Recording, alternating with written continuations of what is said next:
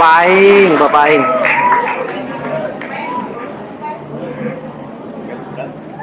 Bismillahirrahmanirrahim. Assalamualaikum warahmatullahi wabarakatuh. Waalaikumsalam warahmatullahi wabarakatuh. Alhamdulillah wa syukurillah wa nikmatillah la haula wa la quwwata illa billah. Allahumma shalli ala Muhammad wa ala ali Muhammad. Yang kalau bahasa Sunda bersuapik dengar dia ngomong. Kami atur pipi hormat guru urang sadayana, pamimpin anu alim, pandita anu bijaksana, lungguh timpuh andalemi, geus jejer wiatali, landung kandungan lair Aisyah. Pakersa Abah Abun Bunyamin. Sekolah kan Abah itu. Sekolah kan.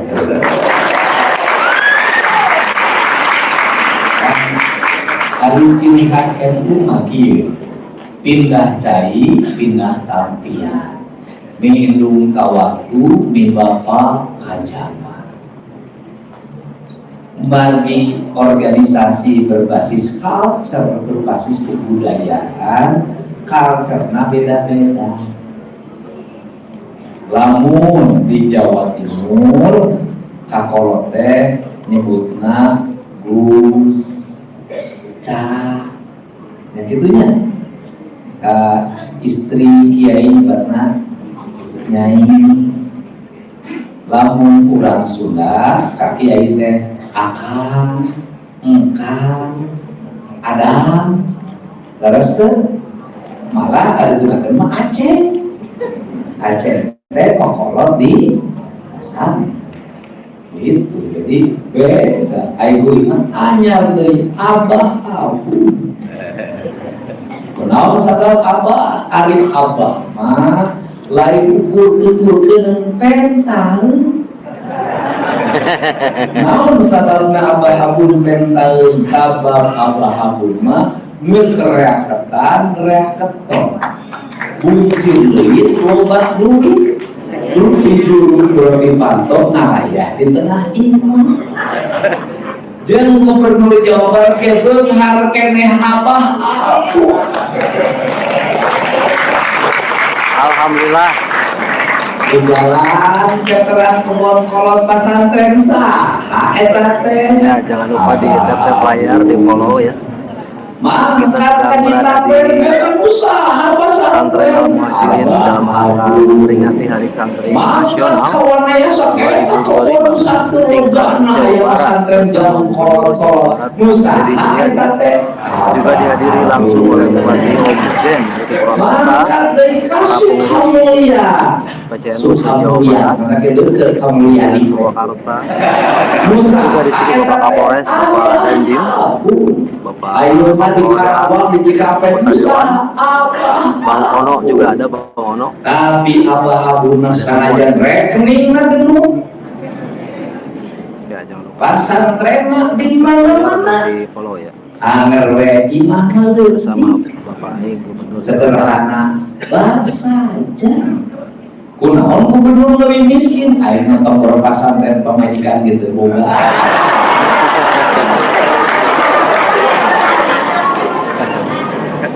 Sawah ya. Bapak Aing juga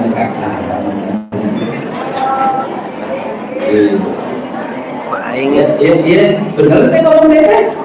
Ras. Ari ciri khas kiai teh naon cenah pasantrenna gede, santrina puluhan ribu, imah kiai nama leutik. Eta teh Abah Abun. Ari Abah Abun teh kumaha? Abah Abun teh hiji akhlakna salafi. Terus minis menang Muhammadiyah. Rezekina Cina. Lengkap tuh. Lengkap. Akhlakna salafi, cara ngaminis kunaon disebut minis menang Muhammadiyah. Salah biasana nu di NU mah lamun ieu sakola SD kurang katurun. Nyeung SMP kurang katurun. nyeun SMA kurang katurut, lamun nyeun pasantren katurut. Pak Agun mah lain nyeun SD katurut. SD nu dikelola ku tokoh NU bayaran gudul. Bisaan ngalaluin nanti. Tapi ari Abah Abuna jalmina tawadu. Naon ari tawadu? Ari abrok jeung gubernur kantor we tawadu tara mawaduin. Goblok.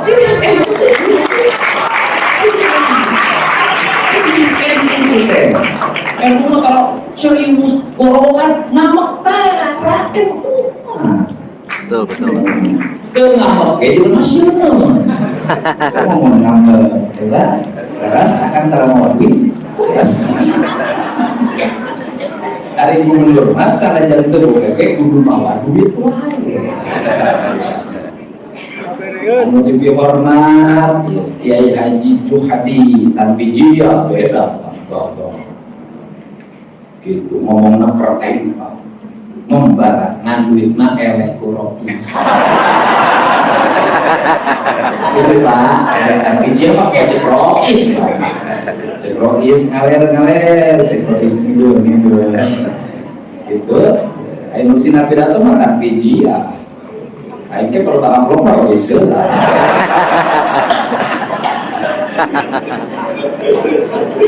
ayo ngerti senang mengkapi atur Habib Surya atur nuhun silujeng sepuhan wah ampun bukan dosa kakak can beres kayak kaditu tenang butuh beres tenang ini mau pendukung utama supaya dia begitu dipuji keluar gak beda ini itu ngamplop kesabarahan terus Kafi Hakur Ketua Majelis Ulama apa? Damang alhamdulillah atur nuhun. Nah iya kalau kurang itu tinggalin malah ayah kayak sejengkir kondro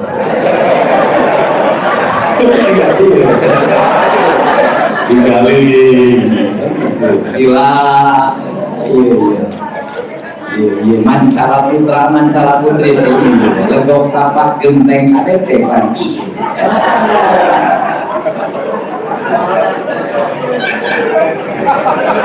enak yang dulu lah karena gitu aku ngomong kurang Gus Muafi kali jeung Gus Muafi nah batur can manggil Kapurwakarta kuring mah geus manggil Pambulan betul sareng kuring mah resep ka kiai-kiai unik kieu teh Gus Muafi kan sanajan jago hiji teu ka ayeuna mere doa neangan pi pamajikan can betul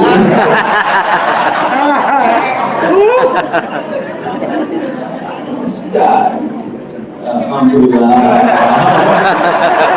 tenang bos jago ahli sejarah gitu suka malah Sukabumi hebat nah kan orang gede lah dulu pak Sukabumi teh bang Gus yang itu cerita yang lari ke gunung lari ke Sukabumi ke sana ada cerita saya ingat Gus tenang Gus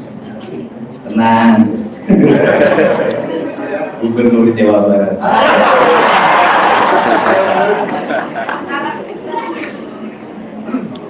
Jadi ke amplop anu di panitia biker harus diberek kalau dia kurang.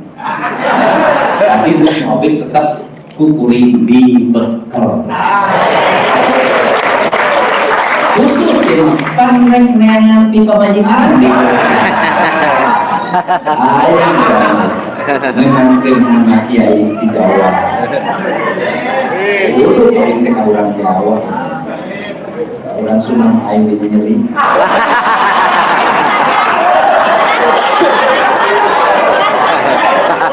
Salah. Dan saksiin aja apa Ketua Pimpinan Wilayah Badan Otonom Nahdlatul Ulama Sewilayah Provinsi Jawa Barat, Ketua Tanfijiyah PCNU Provinsi Jawa Barat Kades Yadin balik namplopan. Undangan khusus, waduh iya pemimpin urang ya, Bapak Ono Surono. Ono Surono teh pendukung utama Deddy Mulyadi. Garda terdepan. Lain orang berbeda. Damai Kita kamari sandiwara. Garda terdepan. Hebat ekonomi. Beres ekonomi. Sekretaris Komisi 5 DPRD Provinsi Jawa Barat, Wilujo. Alhamdulillah. Bapak Kakanwil Kemenang, Wilujo. Ari Kakanwil Kemenang teh kieu Kemenang teh masyarakat. Ari Kapasantren ngaku di bawah pembinaan saya di Kemenang. Tak Kemenang teh, madrasah nu Kemenang. Betul. Pesantren nu Kemenang. Betul. Ai baru itu orang. Karunya ai. Nanda kayak embung jadi Kemenang teh betul. Iya. Iya santri Om Jen. Wih, Bupati Aing. Jadi dia santri mau balik dari Jati Diri. Nah, hafiz Quran. Laura maca kitabna pinter, bahasa Arabna halus, kan kalakuan lu goreng sedang.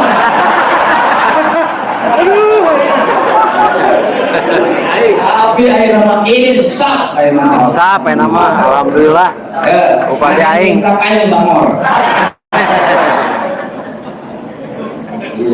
Iya barang kuring di baheula ieu. Waduh, pelantaran sok ngajar bahasa Inggris ngomongnya di bahasa Inggris. Kiai Haji John Dean.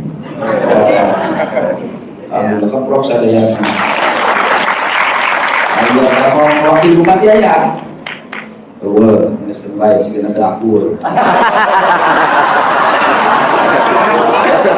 Biasa bupati di wakil mah dapur sebenarnya. Boleh sebelum sadayana. Bapak terima kasih Pak Jenderal atur ngomong. Jadi bahasa Indonesia sekarang bos. Karena ini apa sih saya selalu bicara tradisi, bicara culture. Karena itulah yang menjadi pembeda dari negara kita ini. Apa yang dimiliki oleh bangsa kita ini adalah culture atau budaya. Kenapa culture penting? Karena itulah kekuatan untuk membangun integritas dan jati diri. Karena membangun integritas dan jati diri, maka kita menjadi pembeda. Karena kita menjadi pembeda, maka Islam di Indonesia adalah Islam yang sangat berbeda. Berbeda apa? Berbeda metodologi pemahamannya, berbeda sisiologinya, berbeda cara pandang filosofinya, dan berbeda cara pandang antropologinya. Karena ini berbeda, maka Islam Indonesia mencerminkan semangat pluralisme dan rahmatan lil alamin, sehingga karena menjadi pembeda, dalam pandangan saya, dalam pikiran saya, term berpikir justru yang harus kita pikirkan adalah bagaimana menjadikan Islam yang menjadi culture Indonesia itu justru menjadi rujukan dalam pembelajaran keislaman di seluruh dunia. Itu yang kita ini bisa menjadi punya keunggulan. Karena kita ini punya keunggulan, kita punya pembeda, maka pesantren-pesantren di kita seharusnya terus memperlihatkan diri sebagai pesantren yang punya jati diri sendiri. Kalau pesantren kita terbawa arus pada gaya orang lain, terus-terusan kita yang harus belajar ke tempat orang lain. Kalau terus-terusan kita belajar ke tempat orang lain, maka kita akan beranggapan bahwa di negara lainlah rujukan pengetahuan. Tetapi kalau kita yakin pada diri kita, paham pada sejarah kita, paham pada keberagaman kita, paham kepada Mbah Hashim Asy'ari yang membuat pembeda dalam egosentris Islam tanah Nusantara, maka kita justru pesantren-pesantren kita akan menjadi tempat rujukannya belajar bagi seluruh mahasiswa di seluruh dunia. Itu. Nah, problemnya apa? Di antara kita ini bahwa adab yang kita berikan, kata orang Sunda, lendung kanungan lahir kaisan, sifat lemah lembut, sikap hormat yang kita berikan dalam setiap waktu bukan mencerminkan kerendahan diri kita, justru itu mencerminkan keutamaan diri kita, bahwa orang berilmu tidak mesti badannya ditegakkan, justru dengan badannya dibungkukan keilmuan teruji dan terlihat keilmuan sehingga ada lebih tinggi daripada bulan. Belajar gimana? Kita bayangin, Pak, ada sebuah negara yang mungkin 40 tahun yang lalu negara itu miskin, orangnya berkumpul, penduduknya banyak, bahkan saking banyaknya mungkin sekian ratus tahun yang lalu sampai pergi ke Indonesia, ke seluruh belahan dunia. Kenapa? Tanahnya bermasalah, kering, tandus, konflik antar sukunya tinggi sehingga dia harus mencari tempat lain untuk dia berusaha. Namanya Tiongkok, Cina. Hari ini tumbuh menjadi apa? Sebuah raksasa yang sulit dikalahkan dalam bidang apapun. Ngomong ekonomi mereka unggul, ngomong politik diplomasi mereka unggul, ngomong teknologi mereka unggul. Kenapa mereka menjadi bangsa yang unggul? Mereka tidak rendah diri, mereka tidak merasa minder terhadap apa yang dimiliki dan apa yang diyakini. NU tidak akan besar hari ini kalau mohon maaf, kalau tidak ada pemikir besar kontroversi yang berubah wajah Nahdlatul Ulama dari pinggiran ke menengah. Siapa? Gus Dur. Dia merubah wajah. Merubah wajah bagaimana? Pada saat itu kaum pesantren, kaum santri, kaum sarungan itu kan hanya pada bicara pusaran kepesantrenan. Belajarnya di sekolah tinggi agama Islam. Sehingga rule birokrasi, rule politik eksklusif, tidak bisa terisi. Kenapa? Karena kelompok NU lambat masuk perguruan tinggi. Pada saat kolonial Belanda, NU kan tidak lulus di ITB. Dia merepresentasikan diri pesantren dengan ketokohannya. Tapi yang lain itu sudah di ITB, kemudian di UGM, di seluruh perguruan tinggi, sehingga di era Pak Harto sangat sedikit tokoh NU menjadi birokrat, menjadi politisi yang handal di pemerintahan. Kenapa? Sekolah umumnya terlambat. Maka saya ingat betul di tahun 90-an, bahkan tahun 87-88 sudah mulai disebut era kebangkitan NU yang dilakukan dengan gerakan kultural, di mana NU tidak lagi berkumpul pesantren, sekolahnya hanya tidak STAI, tapi di UI, di UGM, di ITB, di mana-mana. Kemudian lahirlah booming sarjana Nahdlatul Ulama di tahun 90-an dan di tahun 2000-an, sehingga hari ini dikatakan hampir tidak ada satupun lembaga yang tidak ada tokoh NU hari ini. Mungkin dalam pusat mata waktu itu dianggap melanggar tradisi. Kenapa? NU. Maka pesantren sekolah negeri STAI, sekolah tinggi agama Islam, tidak ITB teknik sipil. Nah, kerangka inilah yang harus dibangun kita, sehingga bahasa saya canda itu bahasa serius, akhlaknya salafi, minimismenya boleh bergaya Muhammadiyah, tapi rezekinya Cina. Kan hebat, Pak. Kalau sudah seperti itu ya belajar minimisme pada siapa? Nah, Ini yang menjadi tema kita, sehingga hari ini semua ruang apa sih yang tidak dimiliki oleh kaum santri, semua ruangnya sudah terbuka. Mau apa? Tinggal persoalannya adalah satu, kepercayaan publik. Apa itu kepercayaan publik? Karena dididik akhlak salafi ada lebih utama daripada ilmu. Maka ketika tokoh-tokoh santri menjabat jadi bupati, dia harus lebih jujur dari latar belakang manapun. Ketika dia jadi menteri, dia harus mencerminkan ketauladanan sebagai seorang santri yang menjaga integritasnya.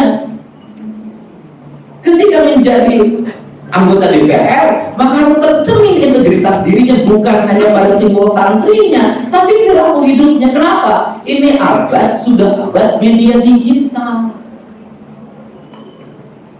Ketika abad media digital, orang hanya akan melihat satu, tidak akan lagi orang melihat latar belakang, agamanya apa, golongan apa. Yang akan dia lihat adalah integritas dirinya. Kenapa?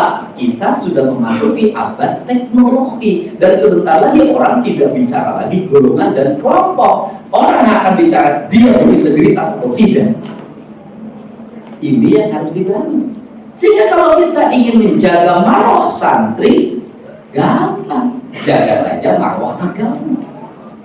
Ketika ingin menjaga marwah agama apa? Ya sudah, menjadi tauladan dan amanah pada jabatan apapun yang kita peroleh. Kenapa? Karena ini akan membangun harapan. Apa membangun harapannya? Orang akan berkata, sudah, kasihkan pada tokoh santri, pasti maju itu daerah. Kasihkan pada tokoh santri, pasti benar itu mengelola. Kasihkan pada tokoh santri, pasti makmur itu rakyat. Kenapa? Dia mengajarkan kejujuran dan keberpihakan pada siapa? Harus ada event, yaitu 8 asnaf yang diatur dalam sistem tata kelola zakat. Dan itu menjadi kewajiban siapa? Saya ingat betul, saya menjadi bupati terhadap Pak Kiai yang waktu itu menjadi ketua majelis ulama. Sehingga saya ketika jadi bupati dulu, sekarang saya konsisten, keislaman saya jangan dilihat pada pribadi saya, karena pribadi saya tidak akan punya manfaat bagi orang lain. Tapi keislaman saya nilailah pada kebijakan yang ada pada anggaran yang saya pegang, yang 27 triliun itu dan 31 triliun. Apakah anggaran itu menyelesaikan kemiskinan? Apakah anggaran itu menyelesaikan kebodohan? Apakah anggaran itu melindungi orang-orang yang sakit, melindungi orang-orang yang dalam keadaan koma dan sekarat? Apakah anggaran itu bisa membuat optimisme bagi masa depan Jawa Barat? Maka keislaman saya di situ. Kenapa? Jangan menjadi politik kamuflase. Politik kamuflase apa? Menghabiskan biaya untuk atas nama agama agar dianggap sebagai pemimpin yang beragama, tapi di sisi lain menghabiskan uang untuk kepentingan-kepentingan lain dan rakyatnya terlantar. Ketika saya dipilih, komitmen saya adalah komitmen untuk membangun kesejahteraan rakyat. Tidak boleh ada orang sakit tidak terobati, tidak boleh ada anak-anak yang tidak sekolah, tidak boleh ada jalan yang rusak, tidak boleh ada irigasi yang mampet, tidak boleh negara tidak hadir dalam setiap kesulitan rakyat. Karena fungsi keadilan. Untuk itu saya mengucapkan terima kasih. Sehingga kalau bicara adil tanpa membedakan kelas dan kasta, pemerintah Provinsi Jawa Barat ini sudah disepakati bersama termasuk oleh pimpinan DPRD. Komitmennya adalah pemerintah Provinsi Jawa Barat mengalokasikan pembiayaan beasiswa santri. Luar biasa. Sehingga orang tuanya tidak mampu mendapat pembiayaan selama pesantren full makan dan minumnya dan kitabnya. Alhamdulillah. Itu caranya kenapa? Untuk membangun rasa keadilan, distribusinya langsung pada orang yang mengikuti pendidikan, karena yang dilindungi oleh agama adalah individu. Ini saja barangkali pengantar dari saya. Semoga pertemuan ini menjadi pertemuan yang bermanfaat, bernilai, dari santri menjadi spirit santri kembali pada dirinya. Dan mohon maaf, pesantren-pesantren hari ini Gus harus mulai dikembalikan pada culture. Karena yang menjadi pembeda NU dengan pesantren lain adalah culture. Apa itu di pesantren? Dulu di pesantren itu ada pencaksilat. Sekarang sudah hampir Gak ada tradisi. Dulu di pesantren itu punya tradisi masak. Hari ini Dimasakin. masak ayam karantina. Iya. Dulu di pesantren orang nyuci sendiri, hari ini sudah. Artinya bahwa culture kemandiriannya sudah mulai hilang. Yang ada adalah kesenangan personal, yang dia makan tinggal makan, minum tinggal minum, baju tinggal dipakai, sudah ada yang nyetrika. Menurut saya justru pendidikan kemandirian santrinya menjadi tidak ada pembeda pesantren dengan sekolah yang lain. Ini Betul. karena orang sudah bilang lamun hayang menang berah dulu kuru cilet genter. Sehingga barangkali kalau di sekolah umum tidak ada tradisi puasa Senin Kemis, maka di pesantren juga menjadi keharusan tirakat. Kenapa? Bedanya santri dengan yang lain adalah kemampuan bertirakat. Kalau di pesantren tidak ada tradisi tirakat, apa bedanya pesantren dengan sekolah umum? Tirakat, kenapa? Kenapa tirakat? Kelebihan dari seorang santri adalah diminta doa oleh yang lain. Yang diminta doanya akan dekat pada Allah yang mengabulkannya kalau dia rajin bertirakat. Itu pembeda. Itu yang menjadi pembeda. Nah, Gus Muafik kelihatan orang tukang tirakat. Tapi dari sekian tirakat yang dilakukan oleh Gus Muafik, ada satu yang tidak bisa diwujudkan, yaitu menaklukkan istrinya. Terima kasih.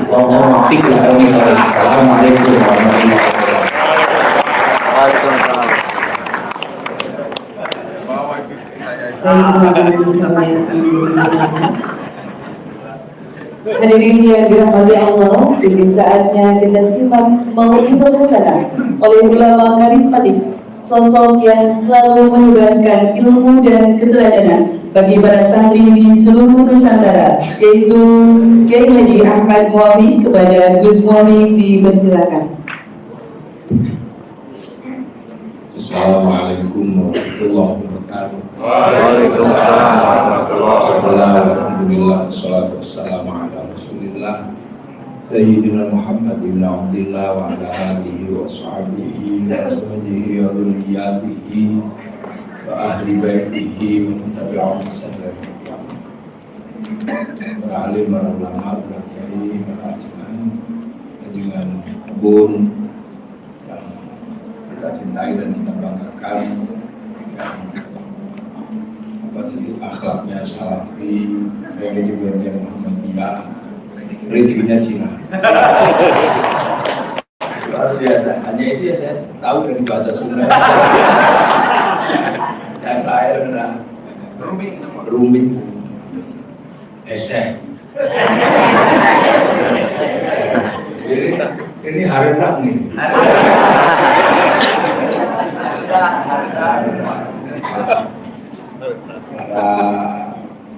Para yang hadir, yang saya hormati, Ketua NU, Ketua Tanfidiah yang lebih garang tadi, Kapolres, Kami, Pak Ketua, Pak Paldam, Kapolda, terus Ketua DPRD. Amin. Pak Ono Surono. Oh ini yang Pak Ono Surono ya. Yang dulu di medsos. Assalamualaikum. Ya, semua yang saya hormati dan yang luar biasa malam hari ini Pak Gubernur. Saya nggak kebayang nih bahwa Om Jen kami ada. jadi gubernur itu nggak kebayang. Jadi termasuk sesuatu Ada yang Om Jen. mustahil. Ternyata jadi luar biasa, dari gemuk sampai kurus. Ya. Bahkan ditinggal istri. Saya ngomong gitu nggak enak. Saya lihat masih berduka. Dukanya terlalu dalam. Jadi para hadirin wal hadirat yang berbahagia, alhamdulillah. Jadi Jadi ada yang disampaikan oleh Pak Gubernur tentang santri kembali ke kultur, sebuah pandangan yang luar biasa. Cuman karena mungkin ya, Pak Gubernur jadi saya bantu nyari dalilnya. Jadi penjelasannya sudah benar, tinggal saya carikan dalilnya. Tapi dalilnya apa? Memang Al-Quran itu menggambarkan Islam itu seperti pergerakan yang menembus budaya, menembus negara, menembus sistem sosial apapun. Karena apa? Nabi ini Nabi terakhir. Catatan yang harus kita catat adalah Nabi Muhammad ini Nabi terakhir. Kita ini penerus Nabi Muhammad, Nabi terakhir. Nabi terakhir itu artinya belum lama, baru 571. Beliau lahir 571, artinya baru 1400 tahun yang lalu. Kita bisa bayangkan 1400 tahun yang lalu itu kan bukan sesuatu yang cukup tua secara sosiologi dan antropologi. Karena 500 itu sebuah waktu yang kita bisa ukur bahwa di Jawa Barat itu tahun 350 itu sudah punya kerajaan Salokanegara. Tahun 400 Jawa Barat sudah punya Tarumanegara. Nabi belum lahir, sudah ada peradaban. 450 sudah berdiri kerajaan Galuh. Tahun 500 di Jawa Tengah sudah berdiri kerajaan Kalingga. Nabi lahir dan Nabi menjadi Nabi itu berbarengan dengan kerajaan Mataram kuno. Itu yang terjadi di sini. Belum lagi yang terjadi di Cina. Dinasti-dinasti besar sudah lahir. Di Persia, kerajaan Parsi sudah menjadi kerajaan yang sangat terkenal. Nah, kalau Nabi Adam itu baru dunia masih sepi. Nabi Adam dunia masih sepi dan urusannya baru menyelesaikan konflik antara perebutan cinta kan gitu. Maka untuk urusan itu saya punya punya tirakat khusus. Kang Deddy mesti tirakat spesifik ke Nabi Adam dan Siti Hawa. Ya karena itu era-era cinta. Di zaman Nabi Muhammad ada orang yang kegagalan cinta kan gak enak juga. Itu era yang terlambat.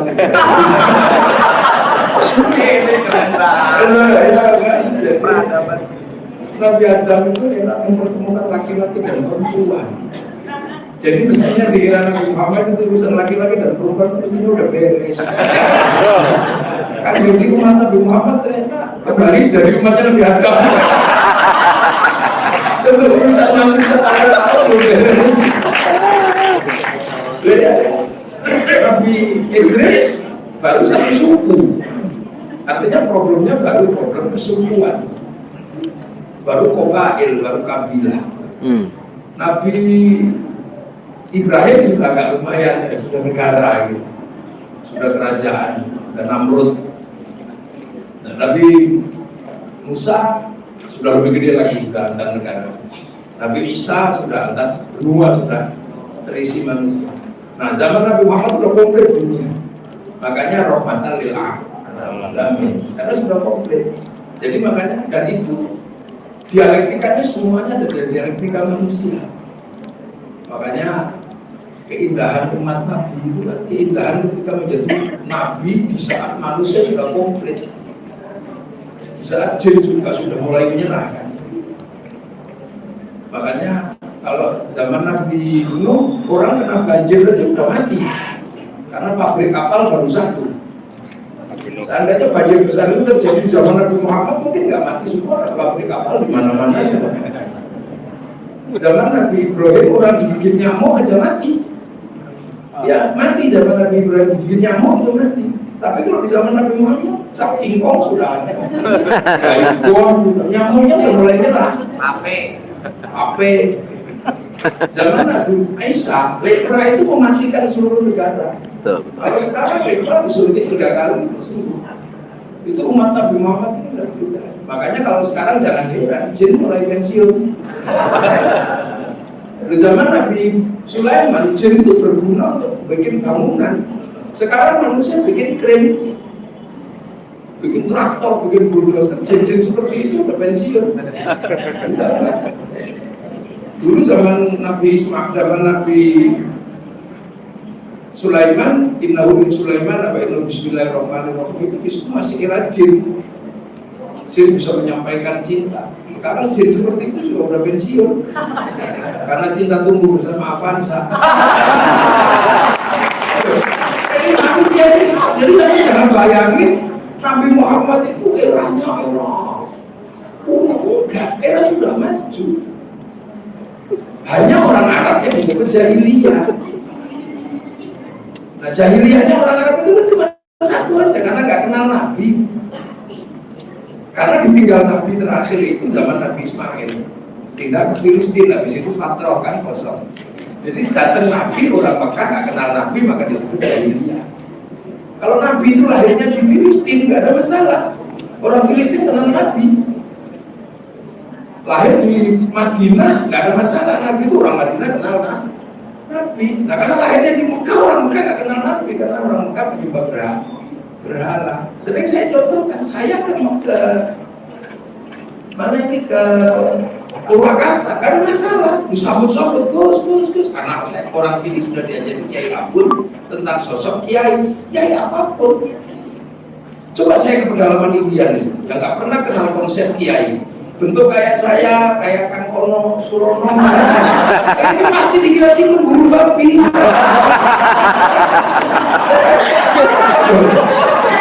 Jadi pemahaman ini konsep jahiliyah. Makanya Al-Quran ini mendokumentasikan. Wa kafa billahi syahidan. Jadi Muhammadur Rasulullah, saksinya Nabi itu cuma Allah, orang Mekah kenal Nabi.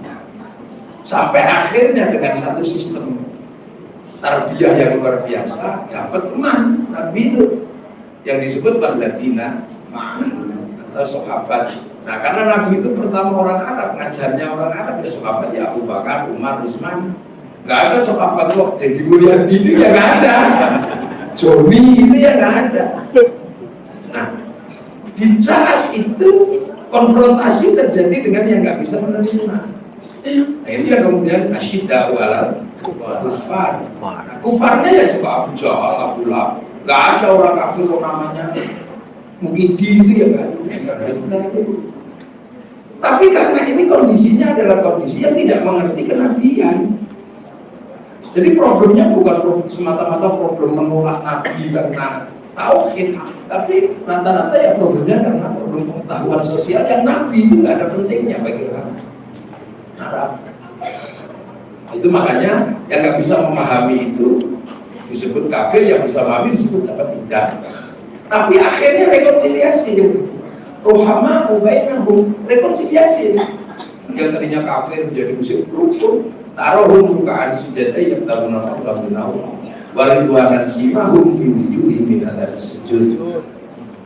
Nah, jadi tidak ada yang lain hanya selain mencari ridho Allah. Makanya tidak ada lagi kemudian Abu Bakar ini karena ini dulu budakku manggil adzan kamu datang, datang aja rekonsiliasi gede. Abu Sufyan masuk dari rekonsiliasi besar. Maka Islam itu sebenarnya kalau dalam setiap konflik pasti ada rekonsiliasi besar, rohama ubainahum. Nah, setelah proses ini, nah ini yang kemudian jadi kunci kulturalnya di sini. Allah meneruskan dengan dari kamatsaluhum fit Taurat wa matsaluhum fil Injil kazar'in. Islam itu kemudian sudah digambarkan sebelumnya dalam Taurat, Injil, Islam itu seperti tanaman. Kazar'in seperti tanaman lah. Di tanaman inilah yang kemudian membuat Islam itu bergerak untuk ditanam. Ada yang bergerak ke Eropa menanam di sana Torik bin Ziyad. Ada yang bergerak ke Cina, namanya Sa'ad bin Abi Waqqas. Ada yang ke Afrika, sahabat Bilal, sahabat Salman. Ini apa? Ajaran untuk menanam. Sampai akhirnya sampailah ke Nusantara. Makanya kalau di tempat saya, karena kazarin seperti tanaman, maka proses membawa Islam ke sini digambarkan lirnile, tandure, kusungil, tandur itu menanam. Ini tidak pakai idiom orang lain, itu Quran. Kazarin seperti tanaman. Nah, kita tunggu tanaman itu karena harus ada validasi dan uji materialnya. Tunggu enggak? Akhraja syaqahu fa'azahu fastalaqah fastawa ala suqihi yujibu alaihi qitubihul kufar. Tunggu enggak tanaman ini? Nah, ini kita uji gitu loh. Nah, makanya karena ditanam, ini ketemu dengan bangsa yang berbeda, ketemu dengan budaya yang berbeda, ketemu dengan kultur yang berbeda. Makanya akhirnya corak Islam itu berbeda. Kalau benihnya sih sama, iman Islam 6 sama 5 itu kan benihnya. Itu dimanapun sama, cara nanamnya beda, dan yang nanam beda. Nah itu yang membedakan. Yang nanam ke sini itu para wali. Kenapa wali? Nah ini karena di sini sebelum ada Islam sudah beragama Hindu. Otoritas Hindu itu ada di tangan Brahmana. Setelah Brahmana, kasta berikutnya adalah kesatria, para raja. Setelah para raja ada kasta Wisya, pegawai. Baru ada Sudra. Nah Sudra itu isinya petani, pedagang. Makanya kalau kemudian ada penjelasan Islam di Indonesia disebarkan oleh saudagar, ini nggak bisa masuk. Karena saudagar itu Sudra. Nah, yang bisa mengimbangi Brahmana itu siapa? Wali. Yang satu punya cakti, yang satu punya karomah. Makanya cerita pengislaman di Indonesia cerita tentang kesaktian dan kekeramatan. Karena ini pertemuan antara entitas wali sama Brahmana. Kenapa tidak mengajarkan pertanian? Orang sini sudah ahlinya bertani. Kenapa tidak mengajarkan struktur bernegara? Ini negara semua yang didatangi ini. Pajajaran, Majapahit, Mataram, negara semua. Kitabnya negara ketagaman. Kenapa tidak diajarkan kerukunan? Di sini sudah Bhinneka Tunggal. Pelajaran-pelajaran yang oleh peneliti disebut pelajaran teknis menjadi manusia. Orang sini sudah jadi manusia. Bukan diajari jadi manusia, bukan orang sini sudah jadi manusia, sudah komplit, sudah rukun. Makanya yang lain itu sudah beres, diajar ngomong-ngomong yang halus, sini sudah halus. Ada Romo, Bapak Ibu,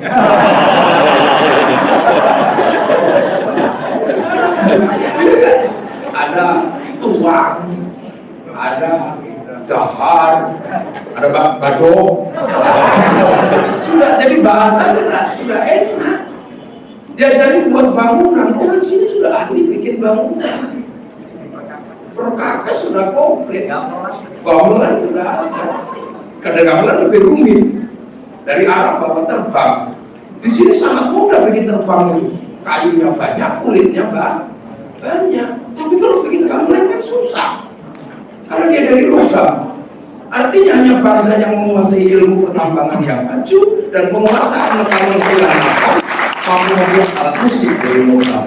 Nah, ini ketemu jadi konsep ini ketemu. Nah, cuma wali-wali inilah yang kemudian memang grade-nya beda. Wali itu tidak terlalu meninggalkan basis analisis. Karena wali itu punya sistem otoritas tersendiri. Apa? Download. Wali itu punya kebiasaan download. Karena dunia ini sudah ada gambarnya. Loh, dunia ini blueprintnya ada. Dalam satu gambar besar, file besar yang nyimpen data.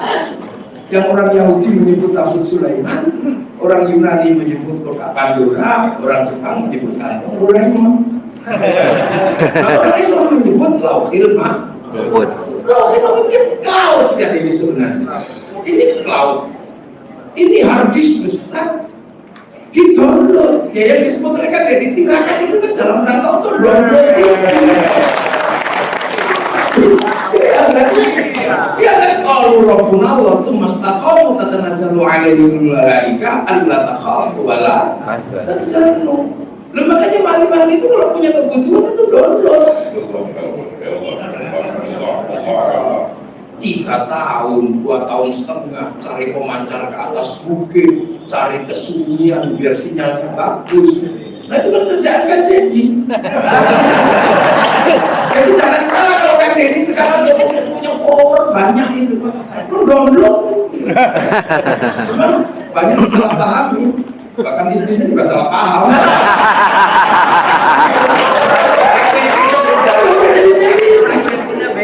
Beli itu sedang download. Nabi Muhammad sebelum jadi Nabi download 15 tahun di Gua Hira. Syekh Qadir download 25 tahun. Syekh Hasan Sadili 20 tahun. Sunan Kalijaga 3 tahun. Itu download. Ya Allah. Makanya wali-wali ini paketannya besar. Karena apa? Download. Dia kan maka paketannya gede, maka wali-wali ini bisa merentas. User itu bisa direntas. Iya bedanya gede. Makanya hati-hati sama wali bisa dihack sama. Loh kan gitu. Download gini. Allah. Nah kita ini kan nggak pernah download. Jadi nggak pernah punya paketan. Bahkan banyak kalau diajak download langsung mati listriknya. Ya Allah.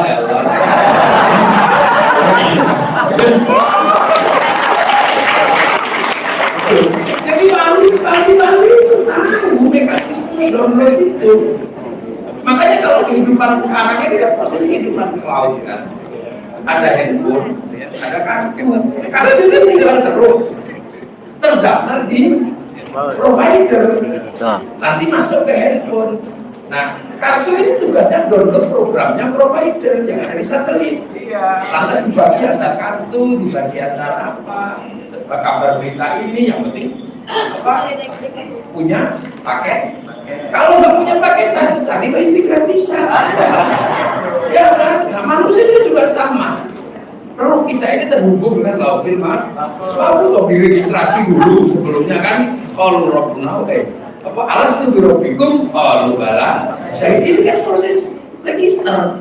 Dikasih paketan rohnya ini, oh rezekinya sekian.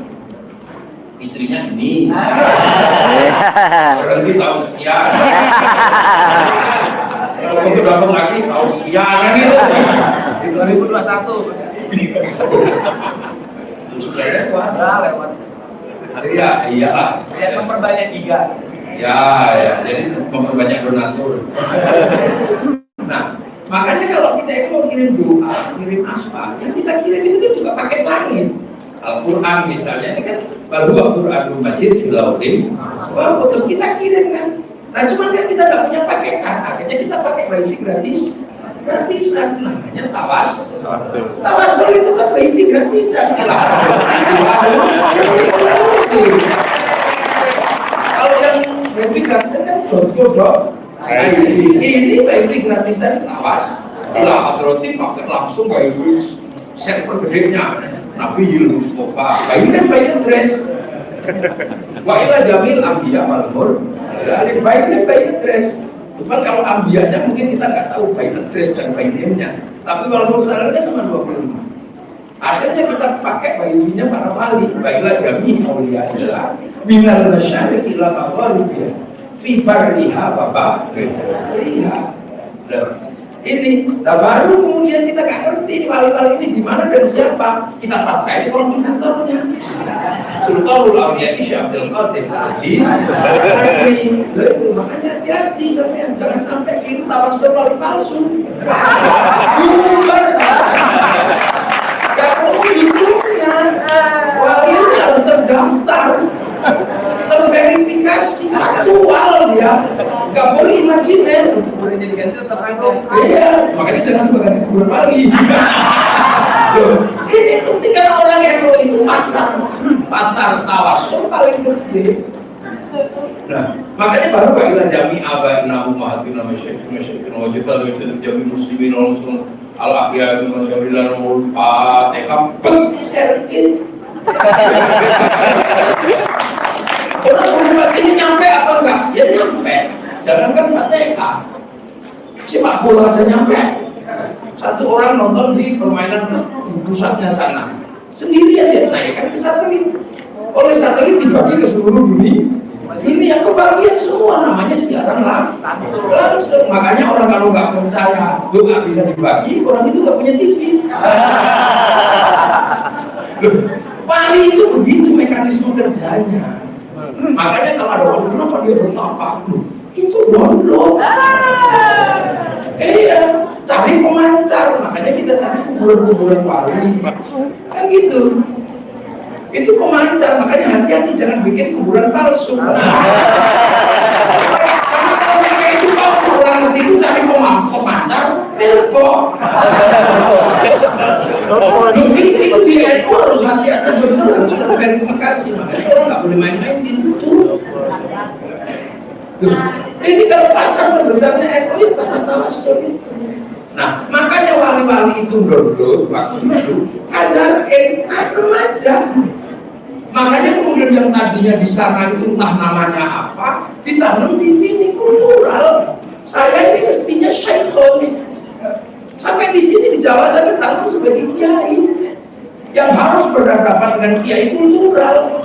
Ada kebo kiai selamat, ada tombak kiai pleret, keris kiai sengkelat. Di sini ajengan nggak cuma kiai, nggak ajengan ulama, ajengan itu banyak kan, ajengan itu yang di depan. Musola, langgar, masjid, tajuk, sholat, sembahyang, ya kan? Telmi termuridun ini kultural semua. Gak ada satupun yang menggunakan idiom sana. Kenapa para wali nggak takut ketelisun? Kalau sekarang kan semuanya takut ketelisun. Hanya gara-gara nggak pakai jenggot aja sudah takut. Ini pasti gak Islam. Orang sudah nggak kenal. Ini nggak pakai jenggot, nggak pakai apa? Kok nggak khawatir? Ludus dalam pergulatan. Budak. Enggak, eksistensi 500 tahun berikutnya yang menang tetap kiai haji. Kiai yang lain keris-keris, libur, ajengan. Ini kan, kalau sekarang kan orang nggak pede. Kalau nggak pakai ubun takut Islamnya hilang. Kalau nggak pakai hitam di sini takut sujudnya hilang. Makanya dulu ulama-ulama juga pakai jubah sebenarnya. Cuma dalam budaya sini jubah ini masalah. Sebagai baju syar'i ya dalam dulu menyebut nggak bisa dipakai tanam padi. Makanya baju syar'i ini dipotong. Potongan syar'i namanya syar'on. Nah orang sini nggak punya ain, dulu punya mau bodong, maka sarung jadi sarungan jadi sarungan. Iya kan? Orang nggak perlu ribut tentang isbal karena sarung ini fleksibel. Kalau pengen cingkrang, linting aja ya nggak tinggi. Kalau pengen turun, lotrongin ke bawah, fleksibel. Bahasa ini sangat kultural. Makanya sampai hari ini semua orang juga ikut itu. Yang datang belakangan pasti patuh pada yang lebih dulu. Suzuki patuh sama Honda. Yamaha patuh sama Honda. Makanya Air King tetap disebut Honda.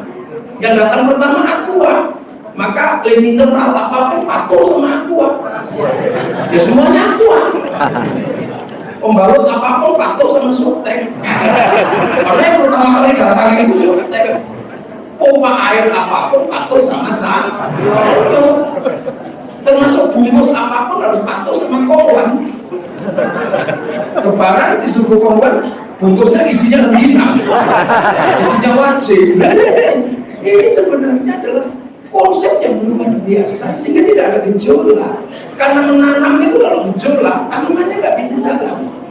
Kok tanaman kok kok seperti tanaman, maka harus nanam. Nah begitu nanti sini kiainya bekalnya harus lebih banyak. Jadi kiai di Arab itu sampai sekarang nggak terlalu susah. Karena ulama-ulamanya orang Arab. Dari dulu bahas binatang itu cuma 2 yang paling viral, unta, kambing. Nggak ada sampai bahas tergiling, larong. Orang sini dimakan semua itu. Orang-orang. Bahas buah di sana paling ya kurma, delima. Nggak ada bakasan kesemek, jengkol, apa itu digantung-gantung begitu. Rambutan. Bahkan hantu itu cuma 2 sampai sekarang, syaitan sama jin. Nggak ada bebek gombel, genderuwo, kuyang, kelong, kunti, suster ngesot, gandong. Ini harus lebih capek karena nanam di tempat yang berbeda, lebih kaya. Nah itu makanya ya sudah, proses ini tinggal sekarang persoalannya adalah yang paling berat itu menghadapi struktur masyarakat yang tidak sama dengan konsep Islam. Konsep Islam itu manusia itu setara. Tidak ada kasta, tidak ada perbedaan suku, tidak ada perbedaan bangsa, tidak ada perbedaan agama. Setara. Gitu. Hiduplah secara setara. Kullukum ra'in wa kullukum mas'ulun an ra'iyah. Kalian semua adalah para pemimpin. Harus hidup saling bertanggung jawab antara yang mimpin dan yang dipimpin. Mau tidak mau konsep ini harus diperkenalkan di tanah Jawa. Karena apa? Di sini kasta, di sini mulai diperkenalkan konsep rohiyah. Yang orang sini menyebut rakyat. Jadi rohiyah itu, rakyat itu dari konsep rohiyah itu. Begitu konsep ini diperkenalkan, masuk di sini kesetaraan mulai jalan. Yang tadinya kapulo itu bisa setara menjadi pulau dalam pidato. Dudukannya sama. Yang tadinya hamba sahaya bisa menjadi saya. Yang tadinya Sunda abdi bisa menjadi abdi mah. Padahal tadinya abdi itu tak punya hak konstitusi. Dia makhluk masyarakat kelas bawah, diatur oleh tuan. Nah, begitu konsep rohiyah ini diberlakukan, dia jalan sampai akhirnya kemudian Indonesia, Nusantara menemukan konsep Nabi bisa diberlakukan dengan konsep rohiyah atau yang sekarang dikenal istilah rakyat. Dan satu-satunya bangsa Muslim dunia yang bisa menggunakan konsep rohiyah adalah Muslim Nusantara yang ada di Indonesia. Jadi makanya kita ini bukan people. Kalau people itu vox populi, vox dei, suara mayoritas, suara Tuhan. Begitu dia mayoritas, dia diktator mayoritas. Makanya khilafah, ikhwanul muslimin itu nggak bisa dilakukan berdampingan dengan konsep rakyat. Dia harus minggir. Komunis nggak bisa, dia proletar. Begitu dia kuat, diktator proletar. Iya, makanya Indonesia itu rakyat setara. Makanya tidak ada lagi terus yang jadi gubernur harus turunan ini. Nggak ada. Nggak ada orang nanya kamu ini mau apa-apa. Enggak. Itu istrinya harus ini nggak? Nggak ada. Kecuali nanti. Kayaknya saya harus turun tangan ini. Jadi rohiyah. Nah makanya rohiyah itu kalau ngumpul namanya musyarakah. Musyarakah itu orang mengenal dari istilah masyarakat. Iya saling melengkapi gitu aja. Kita sholat yang melengkapi satu pabrik yang punya kebetulan Cina. Makanya kayak nggak boleh suka ngamuan sama Cina. Kalau Cinanya pergi kita telanjang. Itu musyarakah.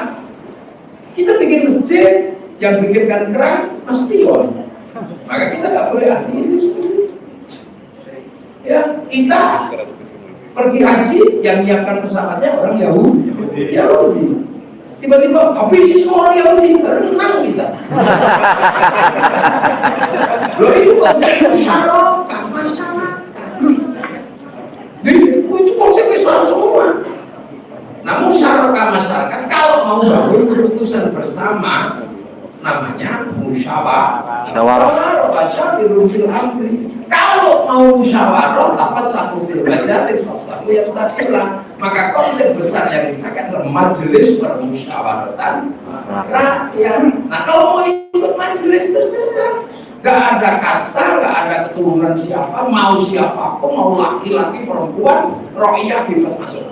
Daftar, ingin jadi lurah, daftar. Ingin jadi bupati, daftar ke KPU. Gak ada, ini turunan siapa? Gak ada. Ingin jadi gubernur, daftar. Setelah daftar, cari teman sebanyak-banyaknya. Karena demokrasi prosedural itu one man one vote. Silakan cari pendukung sebanyak-banyaknya, bebas. Kalau nggak dapat pendukung, beli. Udah gitu. Yang penting jangan ditangkap polisi. Makanya biar gak sama-sama dosa, kita tidak melakukan money politik. Kalau money politik dosa dan bisa ditangkap polisi, namanya diganti secara vocation. Apa? Uang bensin. Uang cendol. Ya kalau diterima masjid, sumbangan. Kalau diterima kiai pun isyarah. Ini sebuah konsep luar biasa. Makanya karena yang menata itu para wali, begitu teritori ro'iyah ini tertata, teritorinya disebut wilayah. Makanya kita punya konsep al-wilayah karena yang nata adalah para wali. Nah, wilayah itulah yang akhirnya jadi NKRI. Jadi wali-wali di Indonesia itu menata wilayah, bukan wali-wali konservatif itu, bukan. Wali yang terbalu bukan itu wali-wali konvensional. Itu cakti aja bisa. Nah makanya datang belakangan jangan ngatur. Kan gitu, wali-wali konvensional ini, wali menurunkan apa dari langit itu wali-wali di sini banyak gitu itu wali begitu. Tapi wali-wali yang kita sebut ini adalah wali-wali yang bangun wilayah. Makanya sisa-sisanya termasuk wali kota. Jadi makanya ziarah ke makam Wali Songo itu wali kelas elit bikin wilayah. Wali kelas. Wali di Indonesia itu keren. Wali hakim. Wali hakim. Itu butuh beneran.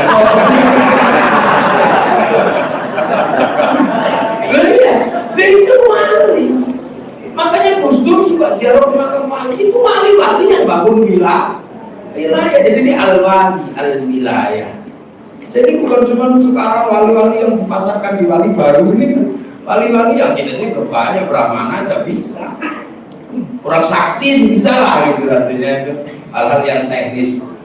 Nah, wilayah itu yang hasilnya jadi NKRI. Makanya NKRI itu beda. Arab satu bangsa pecah puluhan negara, Eropa satu bangsa pecah puluhan negara, kita puluhan suku bangsa agama bersatu dalam satu negara kesatuan Republik Indonesia. Makanya pakai Pancasila. Yang tertinggi tetap Tuhan. Otoritas Tuhan ini nggak bisa dibantah di sini. Dari zaman dulu, zaman Kapitayan, zaman Hindu, zaman Buddha, Tuhan ini selalu tertinggi di sini. Nah setelah urusan Tuhan, kedua urusan manusia. Karena ya manusia ini, proses dunia ini karena manusia. Coba sekarang kita lihat manusia ini. Makanya kadang Kang Deddy mesti harus bikin patung manusia. Biar bisa tahu manusia ini sudah seperti apa sekarang. Kepala manusia ini sudah membuat orang kaya berapa? Dari yang bikin pabrik topi, dari yang bikin semir, dari yang bikin sampo, sampai ada yang bikin gunting, sampai ada yang bikin pedito. Ini duit semua. Muka manusia ini uang semua. Ada yang bikin skincare, ada yang bikin penebal alis, ada yang bikin maskara, ada yang ngesido, kawat gigi, odol, syukuran jenggot, mohon maaf ya, ini baterainya lowbat. Silakan berkunjung ini kalau channel ini YouTube ada yang Purwakarta TV. ini baju ini Mohon maaf. aset yang dikembangkan oleh manusia. Tangan ada pabrik Jadi silakan pindah ke channel Purwakarta ada TV, jam tangan di sebelah channel YouTube jamnya sahur. Purwakarta TV. sudah lowbat baterainya. Itu kayaknya ada Terima jam kasih surga, ada jam kepada neraka. follow Kalau kita kan jam istri, di tab itu baru di sini belum turun sini duit semua. dan ini adalah dalam rangkaian Milangkala Ini duit semua pabrik celana itu karena ini. Hari Santri Nasional tingkat Jawa Barat warnanya biru. diselenggarakan di Depan Al-Muhajirin Purwakarta bersama Bapak Aing, Itu Pak duit Aing semua dari dan pantat Gus keluar Muwafiq. kotoran pabrik WC. Amerika yang ngurusin American Style, Toto, Closet. Kalau di Jawa jumbleng. Kalau keluarnya terlalu lancar, pabrik itu stop. Diapet, nggak bisa keluar. Terpola, males cap, males cebok, pepes, belum depannya ini, karaoke. Itu lahir kan di depannya yang depan ini, karaoke, LC, pabrik depannya ini, logo, berapa itu? Itu berapa triliun? Itu manusia itu baru yang di situ digerakkan, belum yang lain. Tapi itu semua nggak bisa mandiri, manusia butuh bersatu. Cuma orang hidup butuh bersatu. Iya, persatuan lah. Penopang manusia bisa bersatu itu cuma satu loh. Perasaan setara, tidak merasa lebih hebat dari yang lain. Makanya penopang persatuan adalah gerak ya. Kembali ke sikap hidup berbeda-beda tapi saling tanggung jawab. Cuman orang itu gak mudah untuk menerima kerakyatan. Karena kerakyatan ini tiba-tiba orang jadi setara. Yang kamu mau bisa bilang kulo, yang hamba saya bisa bilang saya. Penikmat feodalisme gak bisa menerima kerakyatan. Karena kerakyatan itu butuh hati yang jernih. Butuh pancaran ketuhanan dalam hati kita untuk menerima berbeda. Hati seperti itu adalah hati yang penuh hikmah, maka kerakyatan hanya bisa dipimpin oleh hikmah. Hebat nenek moyang kita itu untuk ilah sabi di roh kabil hikmah ini loh. Nah orang kalau hikmahnya benar makanya hati-hati, dia bijaksana itu apa? Dia menerima semuanya, ini tanggung jawabnya. Kang Deddy asal Purwakarta jadi gubernur, tiba-tiba yang diurusi Purwakarta tok, itu namanya bijaksini. Bukan. Makanya jangan ke sini. Kalau disakiti nomor sini. Sudah. Jadi ikut sedih saya. Karena saya ini jadi saksi itu kesedihannya. Jadi bijaksana. Orang itu kalau tidak benar kami turunan ini, kami yang terbaik, dia bijaksana karena hikmahnya benar. Makanya harus hati-hati cari ulama hikmah ini.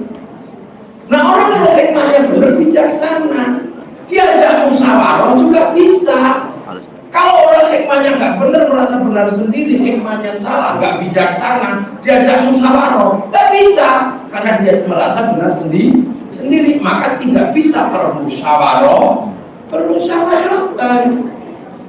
Apalagi diajak perwakilan, nggak bisa.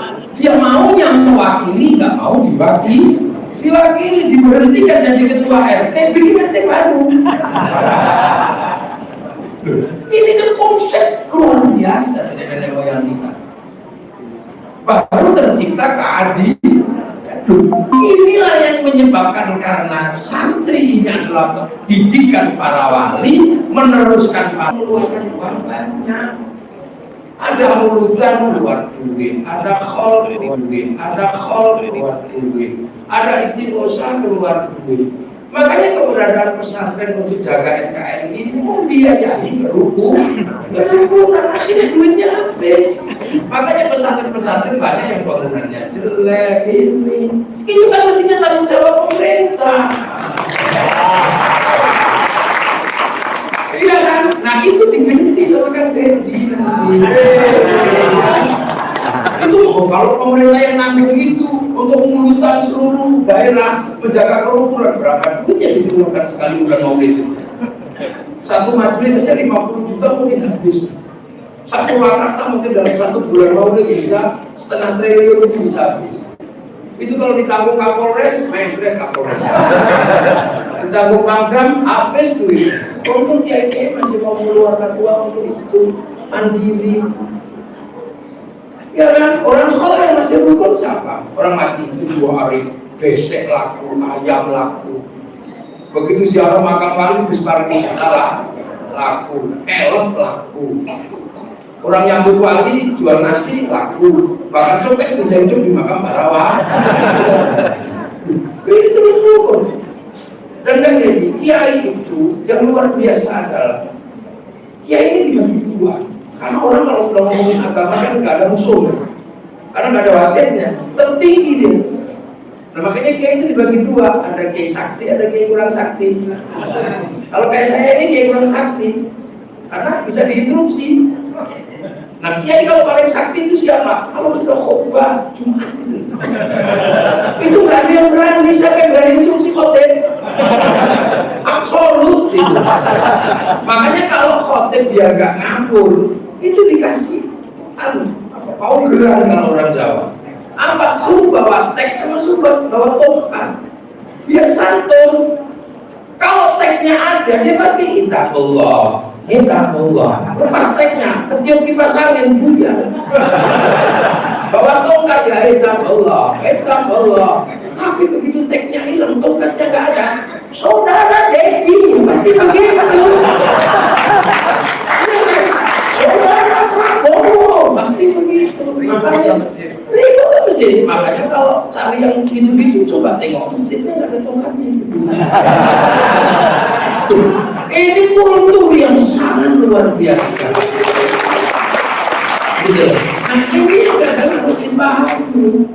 Makanya dengan sistem yang seperti itu, tanaman ini tumbuh. Akhraja syaqahu fa'azarahu fasta'ada subuh. Ini benar-benar tanaman yang tumbuh, pokok-pokoknya tumbuh sampai buahnya ini mendominasi pasar. Menyenangkan.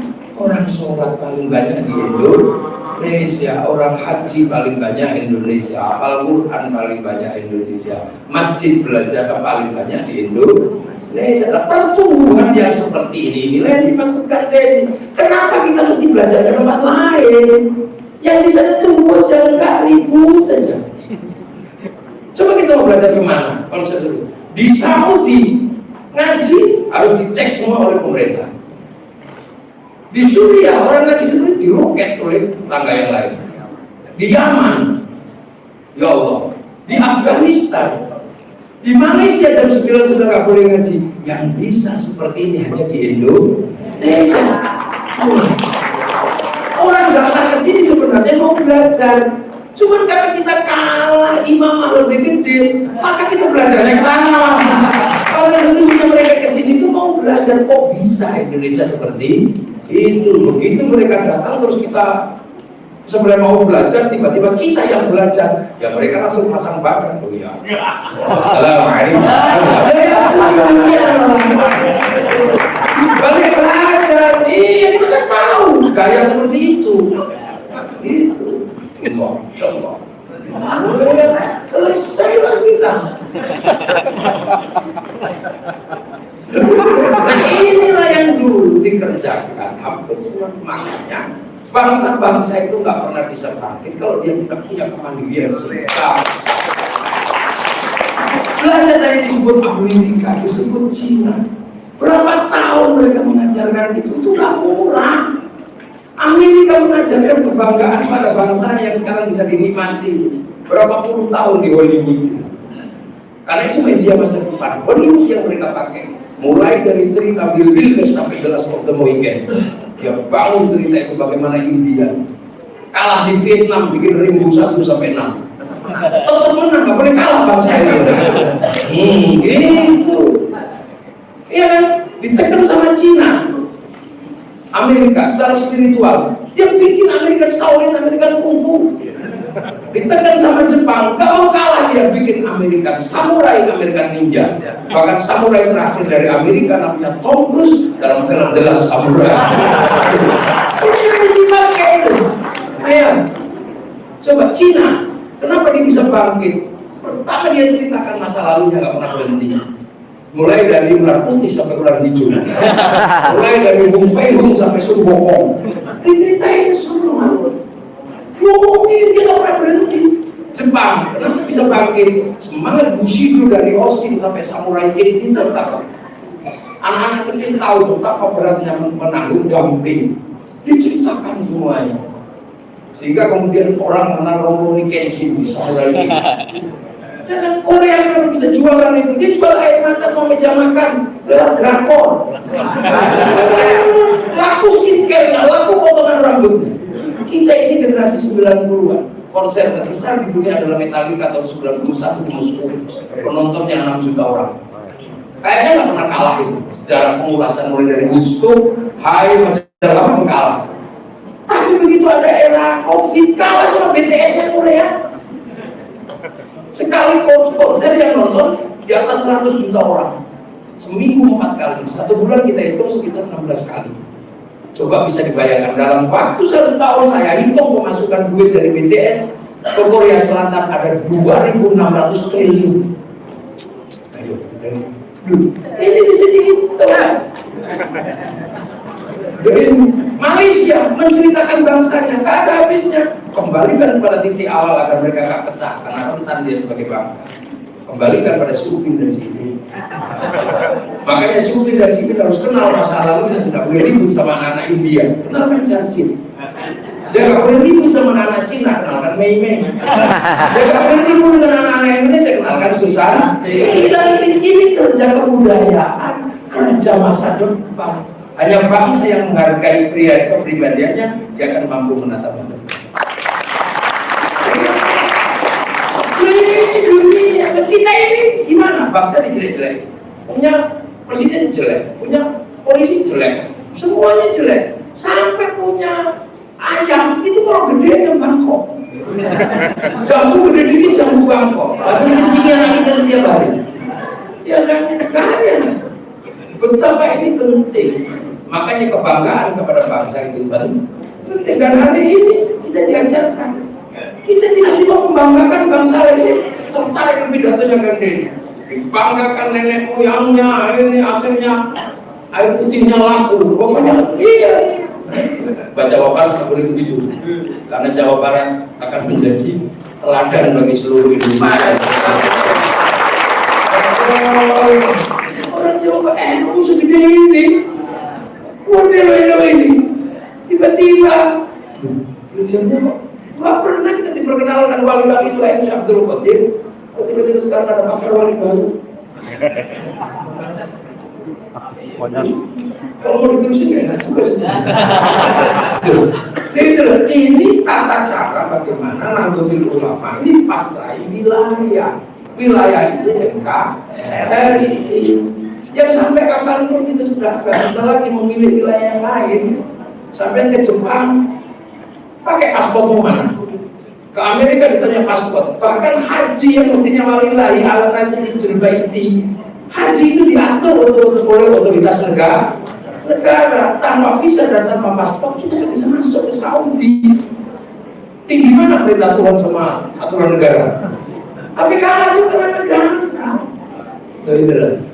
Nah, Nahdlatul Ulama yang dimulai dengan sebenarnya hari santri itu untuk mengingatkan bahwa kita ini adalah identitas dari sebuah budaya besar bangsa Indonesia yang tumbuh kazar'in akhraja syat'ahu fa'azarahu fastaghlaba fastama'ala suqi yujibul zurru'a liyahidu bihul kufar amma ba'du.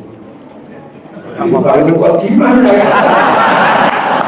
Ini belum mulai karena harga banget ini. Besok kapan-kapan kita lanjutkan deh. Ya ini dia. Ini harga sekali. Nanti diundang di grup sate. Oh ya, harga. Tiris. Oh, tiris. Ya, tiris. Ya, mahal apa mah? Ya, iya. Oh, iya. Ya, pokoknya itulah saya kata. Daripada keliru, dahar katanya keliru itu uang. Itu dahar itu kan uang harus. Ya, selain malam hari ini ada santri, tokoh santri kita KBI Ya kalau doa kita yang lain kan sudah umum, doa yang satu yang harus kita panjatkan agar kita menikah. Ya Allah, semoga ada perempuan yang mau. Banyak. Bismillah, Rasulullah, berdoa masyaallah, salihan dan hajatina. Al-Fatihah.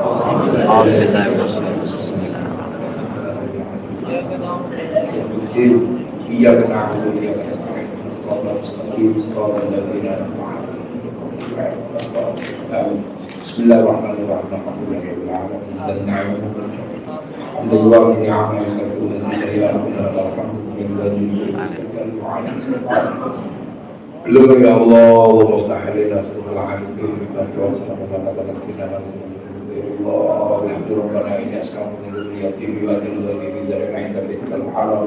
Rabbana li yuqimu sholata faj'al 'afwan nasi ta'dila ila warzuqna nashkur. Ij'al auladana dzurriyyatana min khair wa rasul qiyamah wa sujud maqsadana wa qasdana wa subhanahu wa ta'ala ummatina Misyaikhina Aliyah Muslimina Bismillah Mu'asis Tawdullah Mu'asis Indonesia ya Allah Syuhadain ya Allah Maghfir lahu Warhamhum wa'afim wa'afa'alum Allah Matahrim najirum Matahrim wa'afim wa'afim Allah Majalah kabar Matahrim jinan Allah Majalah kabar Kubur dan Rasul Rasulullah Ya kullu man najila Rabbi Rabbiya Mardiyah Fakulli fa'ibat Mujalla Rabbana Atina Fitunya Hasanah Wa fil akhirat Hasanah Wa qina adabun nar Rasulullah Alaihi Muhammadin Walhamdulillah Wa kullu alamin al-Fatihah أعوذ بالله من الشيطان إياك نعبد وإياك نستعين اهدنا المستقيم صراط الذين أنعمت عليهم غير المغضوب عليهم ولا الضالين آمين السلام عليكم ورحمة الله وبركاته. Dan jangan lupa kan jadi saya pesan sama ibu-ibu banyak yang pengen foto sama dengan ya kan ibu banyak yang pesan pengen foto sama kan ini kan jangan lupa pilih salah satu. Asal jangan yang paling besar.